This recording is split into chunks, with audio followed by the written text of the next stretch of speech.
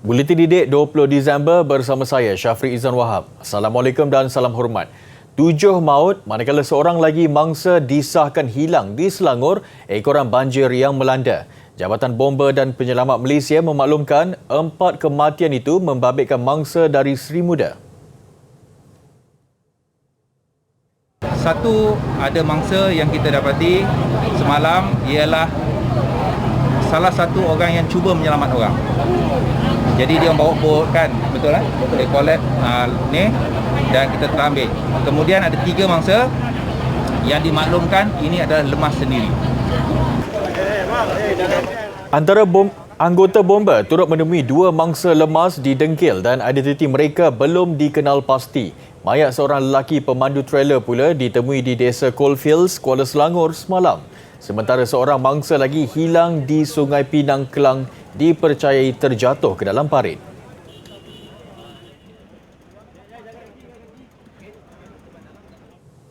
Dalam pada itu, di Pahang, 4 maut, 2 hilang dan 10 lagi selamat selepas 5 kereta dihanyutkan arus deras di Jambatan Telemong, Bentong. Penolong Pengarah Operasi Jabatan Bomba dan Penyelamat Pahang, Ismail Abdul Ghani berkata, mangsa keempat dan yang terbaru ditemui jam 4.30 petang tadi. Dalam kejadian Sabtu lalu, 5 kenderaan terperangkap di jambatan sebelum dihanyutkan arus sungai yang melimpah. Hari ini, kerja-kerja mencari dan menyelamat diteruskan di tempat kejadian dengan kaedah menyusur mengikut arus sungai. Pada jam 1 tengah hari tadi, mangsa pertama iaitu wanita ditemukan pasukan penyelamat pada jarak 1 km dari lokasi kejadian. Mangsa kedua, seorang wanita warga emas ditemukan setengah jam kemudian dan mangsa ketiga, seorang lelaki dijumpai pada jam 2 petang. Gerakan mencari diteruskan membabitkan 32 anggota Bomba.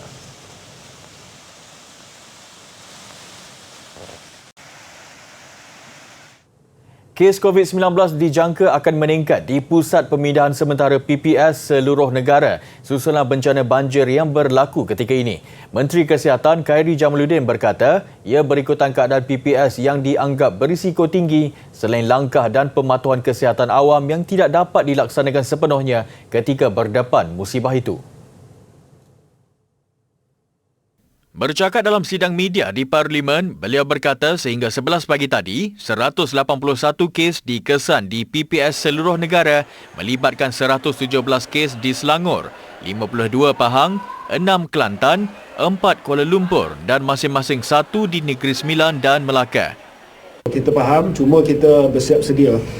Mungkin akan berlaku kenaikan kes disebabkan beberapa langkah-langkah kesihatan awam memang tak dapat dipatuhi disebabkan keadaan banjir.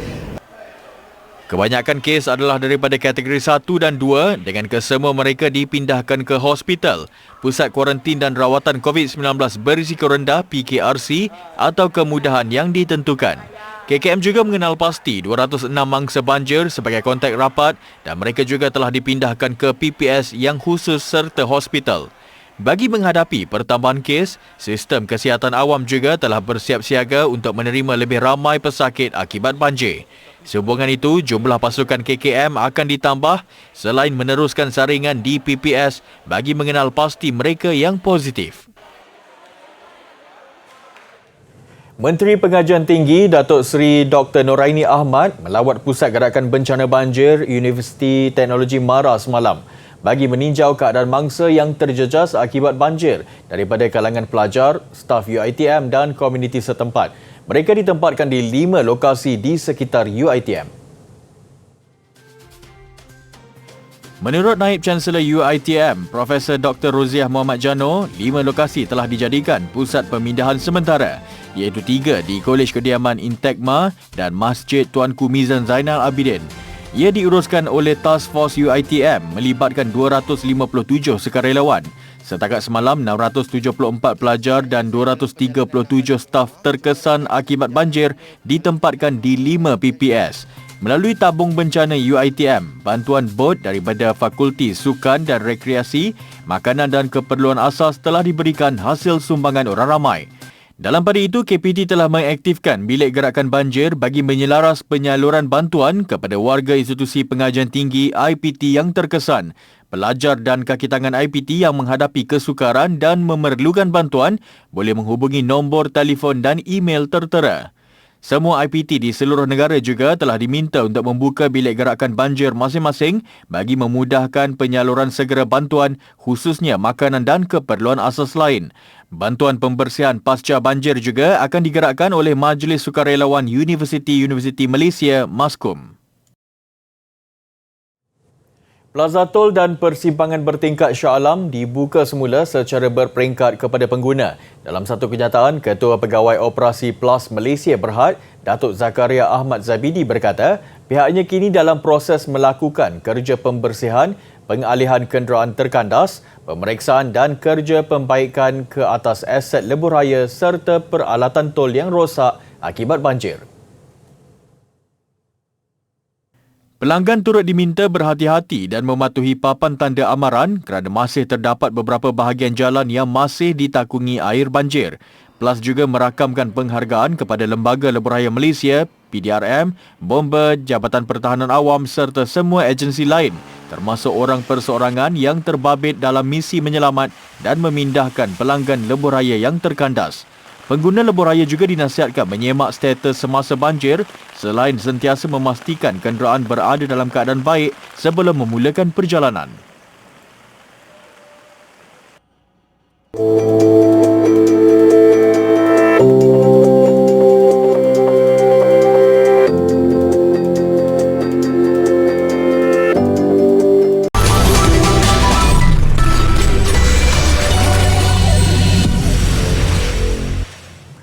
Empat komponen menjadi fokus utama Kementerian Pendidikan KPM dalam merangka garis panduan mencegah isu buli dalam kalangan pelajar.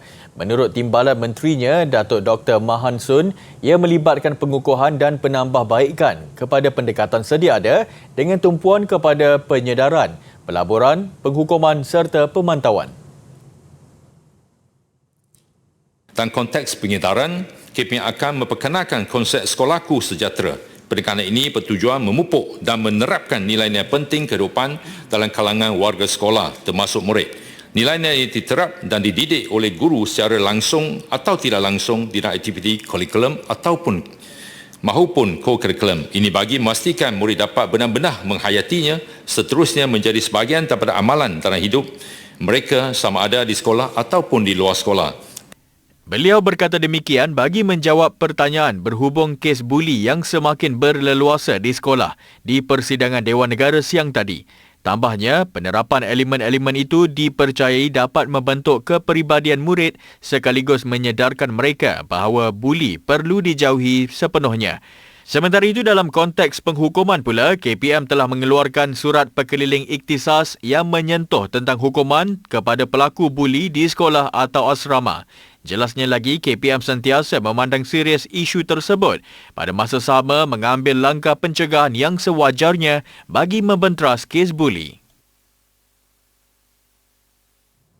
Dalam pada itu, KPM sedang membincangkan tentang kenaikan kos penyediaan bantuan rancangan makanan tambahan RMT di sekolah.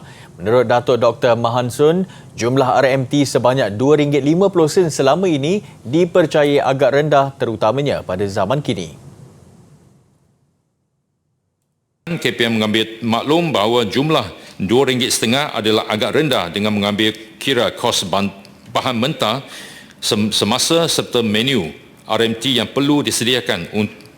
Untuk maklumat Yang Berhormat Senator, perkara ini sedang dibincangkan pada peringkat kementerian bersama agensi pusat untuk melihat apakah pendekatan yang paling sesuai bagi membolehkan KPM memberikan yang terbaik kepada penerima bantuan ini. Menjawab soalan di Dewan Negara hari ini, Datuk Dr. Mahan Sun berkata kos itu mungkin akan dinaikkan bersesuaian dengan kos bahan mentah semasa serta menu RMT yang perlu disediakan pada setiap hari persekolahan kelak.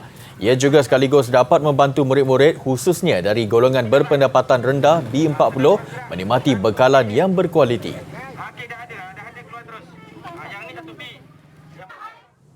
Usianya baru 8 tahun, namun Nur Iris Izara Azizi langsung tidak kekok membantu ibunya menguruskan nursery keluarga. Seawal usia itu, dia bahkan sudah tahu cara-cara menyemai, membaja serta menggunting keratan pokok bunga seperti mana diminta pelanggan. Mesra dengan panggilan adik, Izara adalah anak bongsu daripada 2 beradik dan bersekolah di SK Seberang Ramai, Kuala Perlis. Pada hari bersekolah, adik membantu ibunya cuma pada sebelah petang. Itu pun selepas siap melakukan kerja sekolah. Namun pada hari cuti, di sinilah dia selalu berada. Walaupun tidak disuruh ibunya, kerana minat, adik menghabiskan waktu di nursery itu untuk menanam dan menjaga pokok-pokok bunganya. Antara yang ditanam ialah pokok bunga ros Jepun, ati-ati dan pokok keladi. Dulu, masa dulu tu, masa jajah 1 yang tolong dah ibu. Itu je 6 tahun tolong dah. Sampai jajah 2. Mak ajak macam mana pokok bunga tu? Tu raja pun tu. Ibu ajak gunting panjang-panjang. Lagi kata mama kalau gunting kecil-kecil. Kadang-kadang pokok macam mana pula? Tengok pokok macam bubur tanah sikit, lepas tu tanam, lepas tu bubur keladi, lepas tu tanam. Bubur tanam. Adik minat ke? Minat. Sebab apa minat tu? Sebab syok. Bukan cuma menanam bunga, adik juga ringan tulang orangnya dan membantu apa sahaja kerja-kerja di nursery ini walaupun ibunya sudah memiliki 5 orang pekerja. Yang menariknya, adik mengenal hampir ke semua spesies dan jenis pokok bunga yang ada di sini. Sebagai ibu, pastinya Siti Aida Ramli berbangga dan berharap adik akan mewarisi perniagaan yang diusahakan sejak 2012. Dari start dia tarika lagi, memang dia minat. Proses penanaman, kerat pokok, semualah semaian pokok semua dia minat. Kalau kita keluar awal pagi tu, dia pun keluar kalut juga nak tanam pokok. Kalau orang mai beli pun, dia yang akan jual. Kalau kat dia tak sihat pun, dia yang akan jual. Memang dia minat dari kecil lah. Memang dia tahu pokok vinca ke, pokok petunia ke, harga ke, semua dia tahu. Semua kadang-kadang ada customer mai tu memang duk cari dia. Mana adik kan. Gelagat adik yang tidak kekok sewaktu berkebun wajar dijadikan inspirasi. Setidak-tidaknya, aktiviti yang boleh dilakukan bersama keluarga itu dapat merenggangkan anak-anak daripada terus melekat dengan gadget.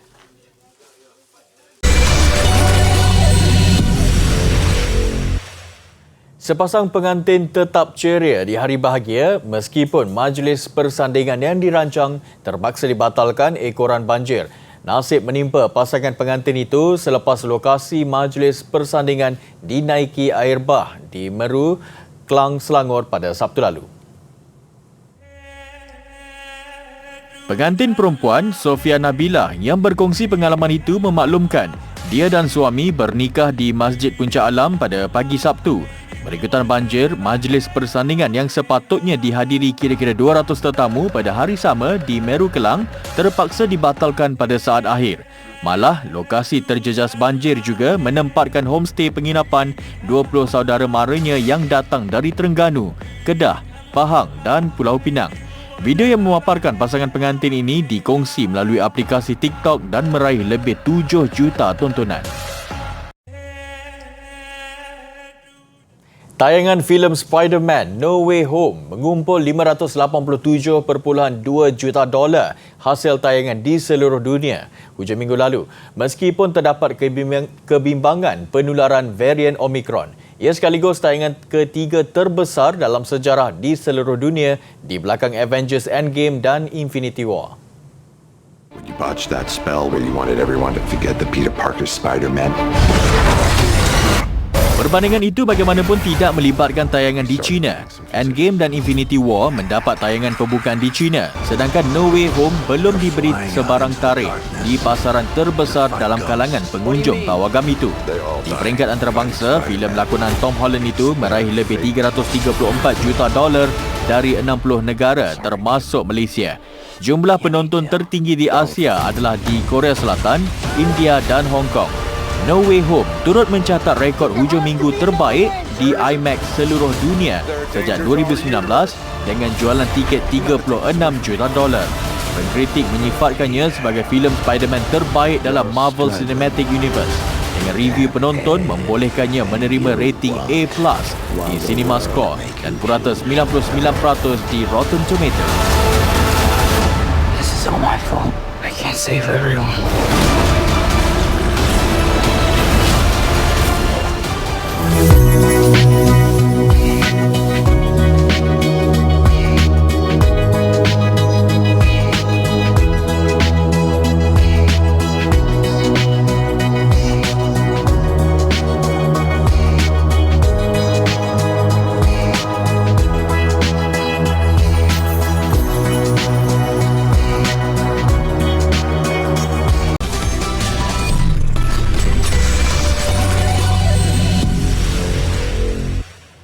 Cabaran skuad Harimau Malaya pada kejuaraan AFF 2020 sekadar di peringkat kumpulan. Aksi terakhir kumpulan B pasukan bimbingan Tan Cheng Ho itu gagal ke separuh akhir apabila mudah dikalahkan Indonesia dengan jaringan 4-1. Kejayaan menundukkan Malaysia menyaksikan Indonesia akan menentang tuan rumah Singapura pada perlawanan separuh akhir, manakala juara bertahan Vietnam berdepan Thailand. Sebaik perlawanan berlangsung, saingan cukup sengit ditampilkan Indonesia yang berjaya mengimbangi setiap gerak Harimau Malaya. Bagaimanapun, Malaysia mengejutkan Indonesia apabila membuka jaringan menerusi rembatan menarik pemain PJ City M. Kogleswaran. Asakan bertali arus Indonesia yang dibimbing jurulatih Korea Selatan Shin Tae-yong menyaksikan mereka menyamakan kedudukan pada minit ke-36 hasil tolakan mudah Irfan Jaya. 2 minit sebelum rehat, giliran Indonesia di depan juga menerusi Irfan. Indonesia yang memerlukan keputusan seri untuk mara ke separuh akhir menambah jaringan ketiga 5 minit selepas rehat hasil penyudah Arfan Rifai. Ketika Harimau Malaya semakin hilang arah, Indonesia meledak gol keempat menerusi Elkan Bagot.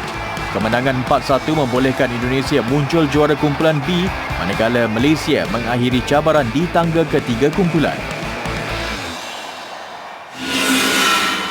Our strategy, definitely we have to win the game. We have a very good lead for the first 15 minutes, but as I mentioned, due to the intensity of the game and especially we don't have our two centre back to hold it, our defence line, that we concede quite sloppy goal, and due to the intensity of the game, tempo is quite high. As I mentioned before, that we know that Indonesia have the fast player, quick player. Sementara itu, jurulatih Indonesia Shin Tae-yong menyedari perlawanan Vietnam dan Kemboja yang dijalankan serentak akan mudah dimenangi oleh juara bertahan itu. Justru dia tidak mahu pemainnya dengan mentaliti mencari keputusan seri, sebaliknya menjaringkan gol sebanyak yang mungkin.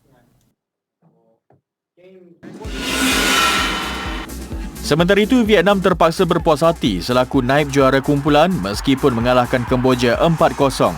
Berlangsung di Stadium Bishan, juara bertahan itu membolosi gawang Kemboja seawal minit ketiga menerusi Nguyen Tien Lin. Minit ke-27, Nguyen melakar jaringan kedua pribadinya membolehkan Vietnam mendahului 2-0 pada babak pertama. Selepas rehat, Vietnam meneruskan penguasaan, menyaksikan dua jaringan pantas dihasilkan dalam tempoh 2 minit. Bu Tien Dung menjadikan kedudukan 3-0 minit ke-55 disusuli jaringan Nguyen Quan Hai minit ke-57. Bagaimanapun, kemenangan 4-0 belum memadai buat Vietnam yang akur sekadar di tangga kedua apabila kelebihan gol memihak Indonesia selaku juara kumpulan.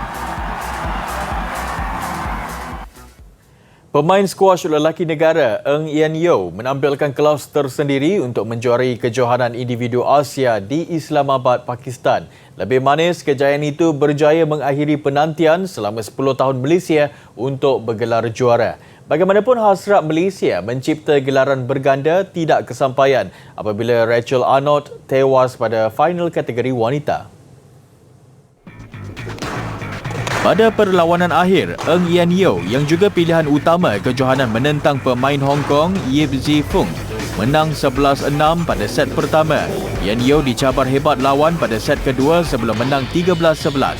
Selepas 34 minit beraksi, Yan Yeo memastikan kejuaraan milik Malaysia apabila menamatkan set ketiga 11-9. Yan Yeo awal bulan ini turut membantu Malaysia menjuarai kejohanan berpasukan Asia. Kategori akhir wanita pula, pemain negara Rachel Arnott terpaksa akur di tangan lawan yang juga dari Hong Kong, Tong Zi Wing dengan keputusan 8-11, 11-13 dan 5-11. Visual aksi akrobatik pesawat ringan mengakhiri Buletin Didik malam ini. Saya Syafrizan Wahab, salam hormat dan Assalamualaikum.